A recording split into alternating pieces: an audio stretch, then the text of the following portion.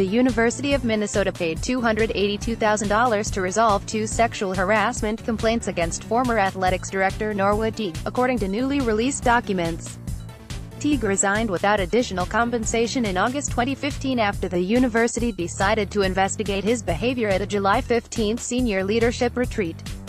Aronson, Deputy Chief of Staff to President Eric Kaler, and Erin Dady, a special assistant to the president, later said publicly that they were the recipients of Teague's unwanted attention. Norwood Teague, John Duman, Pioneer Press. The university on Monday released 2 settlement agreements with Aronson and Dady in response to a Pioneer Press public records request. The women's names were redacted in the initial release. The U released unredacted documents after acknowledging there was no legal justification for keeping the names secret. The records show that, exactly 1 year after the retreat, Dady signed a separation agreement awarding her $181,630, 1 year's salary. Dady also got a positive reference letter from Kaler and up to a year of employer healthcare contributions. An additional $25,000 went to her attorney. 4 months later, the U gave Aronson a one-time payout of $50,000, plus $25,000 to her attorney, to resolve her complaints. Aronson also got a guaranteed 3-year appointment instead of a year-to-year employment agreement. In addition, both women were promised reimbursement for healthcare costs related to Teague's harassment. Aronson still works as the U's chief marketing officer. Rumor Bank announced in November 2017 that Dady would become its chief marketing officer.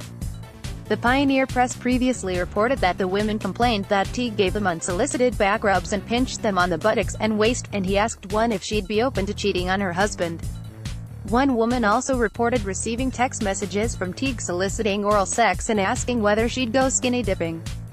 In a letter to acquaintances the day he resigned, Teague wrote that he'd had entirely too much to drink and behaved inappropriately, communicated inappropriately towards colleagues. Teague has been involved in at least 2 other large university payouts. In 2014, the school paid $175,000 to senior associate athletics director Beth Cunningham, who said Teague fired her for questioning his commitment to gender equity in sports.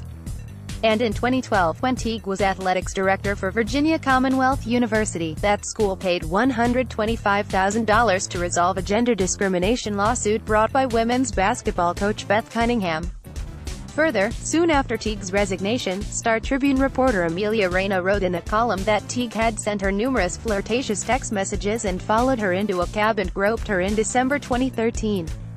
The U said in a statement Monday that it has strengthened its policies, and continues to work to reinforce a culture that prevents sexual misconduct and aggressively addresses it when it occurs. The use of settlements to acknowledge wrongs and attempt to heal wounds is entirely appropriate, it continued. Morning Report. Get the best stories from St.